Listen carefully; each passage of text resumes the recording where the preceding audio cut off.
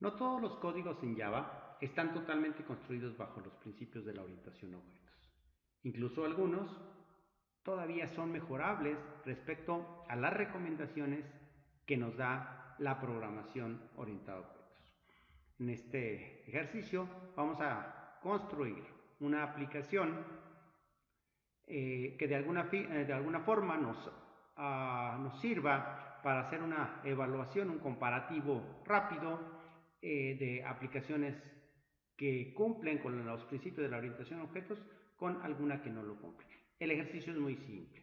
Vamos a generar o a calcular el número de la suerte para una persona dadas el día, el mes y el año de su fecha de nacimiento bajo un algoritmo que nos dice lo siguiente. Nos va a leer el programa el día, el mes y el año. Vamos a hacer la suma de esos datos, la suma del día más el mes más el año, nos da una cantidad y vamos nosotros a continuación a sumar los dígitos que resulten de esa suma de valores. Por ejemplo, en este caso tendremos que el resultado final es 20. 20 sería el número de la suerte para una persona que haya nacido el día 1 del mes 7 en 1983. Vamos a construir una primera versión de la aplicación. Para ello creamos nuestra aplicación. Le vamos a poner nombre, número de la suerte, versión 1. En esta primera aplicación solo utilizaremos nosotros, vamos a ubicar nuestro código en la sección que corresponde al método main dentro de la clase principal. Solamente aquí vamos a utilizar y vamos a poner todo nuestro código en esta sección. Lo primero que hace nuestro programa hace una instanciación a la clase scanner que a su vez recibe como parámetro la indicación de que lea pues enlace con el teclado para recibir la información que viene proveniente del teclado. Declaramos variables como día, mes, año, número de la suerte, suma 1, dígito 2, dígito 3, dígito 4 para el manejo de la información. Lo primero que es, nos comunicamos con el usuario para decirle que introduzca la fecha de nacimiento, le imprimimos que introduzca el día, leemos el día a través de utilizar el objeto SC que habíamos declarado anteriormente, diciéndole que nos lea la siguiente entrada y así sucesivamente para el mes, para el año, ¿sí? Hasta tener nosotros los datos del día, mes y año. Luego, en una variable suma que hemos declarado aquí arriba, vamos a realizar la suma del día, el mes y el año. ¿Cómo obtenemos los dígitos a partir del resultado de la suma? Si la suma fue 1991, el primer dígito lo podemos obtener dividiendo entre 1000, dado que son 4 números y estaríamos hablando de las unidades de los millares. Esto nos daría un resultado de 1.9991. Sin embargo, a nosotros solo nos interesa la parte entera. Por lo tanto, al utilizar números enteros, automáticamente se estaría truncando la parte decimal. El segundo dígito lo podemos obtener dividiendo entre 100 y de esta manera estaríamos obteniendo las centenas. Aquí tenemos el resultado de la división. Ahora, a este resultado le podemos aplicar la operación de módulo 10 para obtener este 9 que estaría en la segunda posición de las centenas. Bien, el módulo 10, recordemos que es la operación de dividir precisamente un número entre el valor que nosotros estamos diciendo para que el módulo sea el residuo de esa operación, de dividir una cantidad entre un determinado número y el residuo es el valor del módulo. El tercer dígito lo obtenemos dividiendo entre 10 para obtener las decenas. En este caso es 1999. Lógicamente nos interesa la parte entera. Aplicamos la operación del módulo y obtenemos el siguiente 9. Finalmente, el cuarto dígito lo obtenemos aplicando exclusivamente el módulo 10 al valor de la suma y sería 1900 módulo 10 y esto sería igual a 1.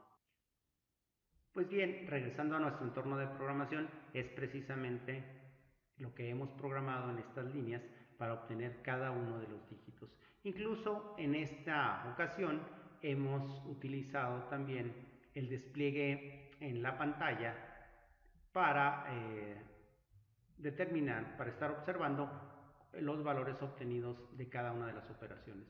Finalmente, el número de la suerte será la suma de todos los dígitos obtenidos y se desplegará como salida al usuario, recordando que hasta ahorita todas las salidas de nuestros programas son en consola. Ejecutemos el programa. Nos dice introduzca la fecha de nacimiento, ¿sí? Pues el primero 01 07 del 1983, ¿sí? Y obtenemos el valor 20 que estábamos comentando. Bien, esta es una primera forma y como ven ustedes en la función main tenemos nosotros prácticamente la declaración de variables, las salidas mezclada con las operaciones y con las salidas de los resultados. En la siguiente versión veremos una manera diferente de poderlo implementar, de tal manera que si quisiéramos ampliarlo a estar leyendo una gran cantidad de números, se nos hiciera más simple incluso.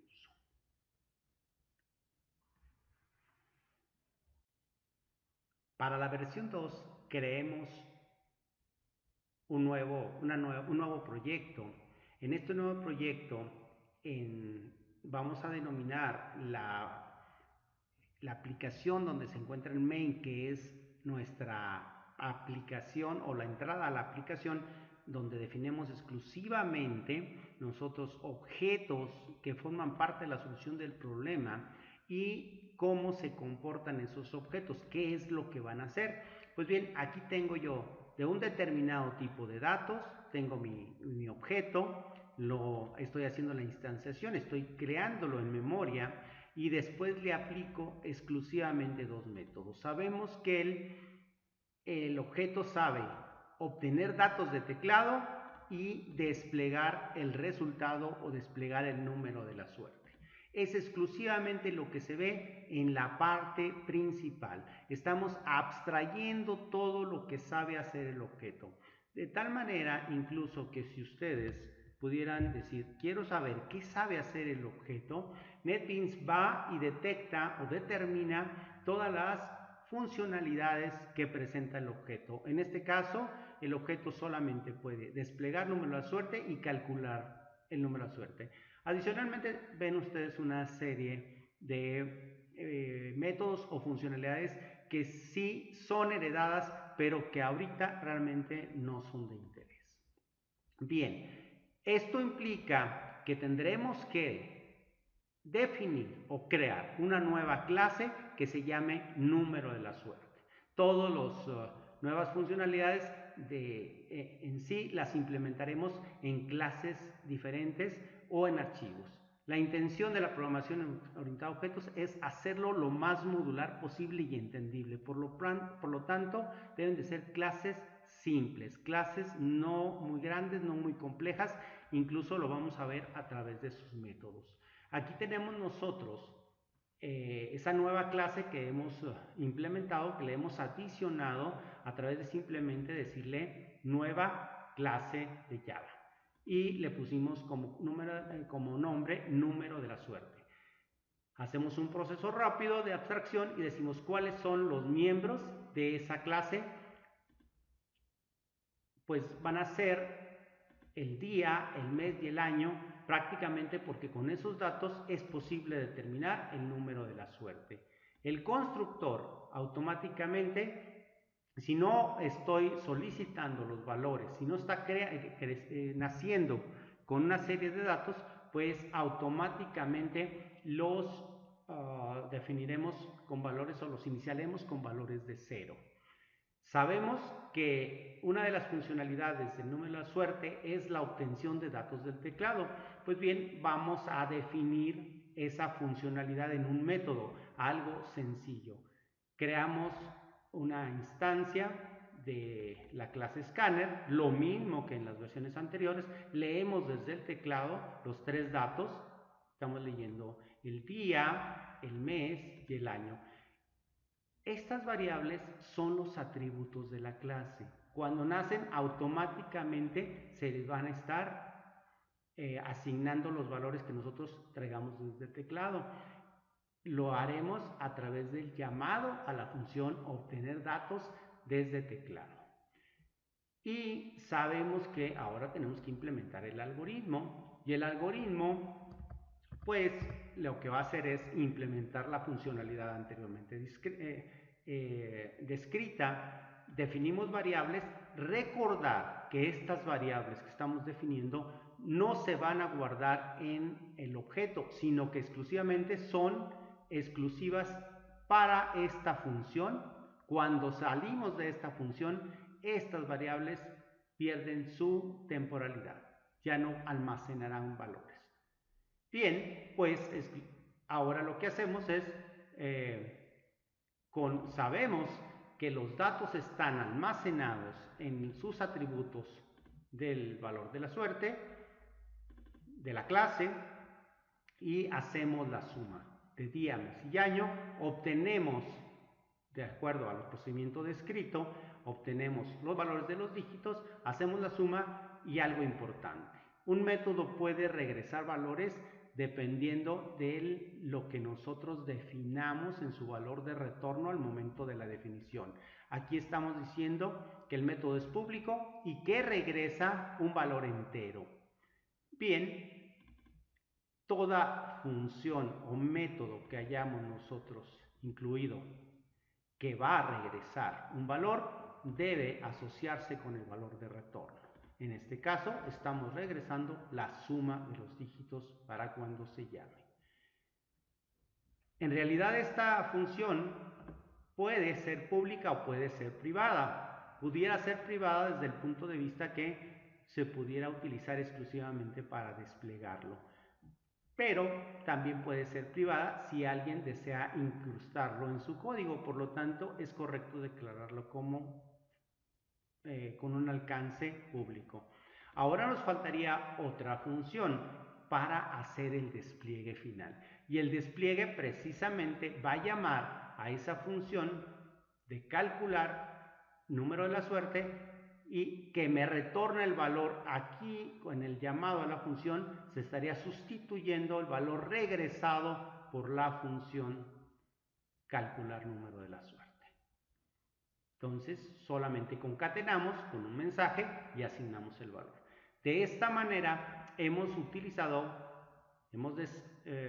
descrito una función que está más diseñada con los principios de la orientación a objetos, porque es modular, porque se puede utilizar fácilmente y porque abstrae de alguna manera, encapsula todo el contenido y las variables tanto de su estado como su comportamiento.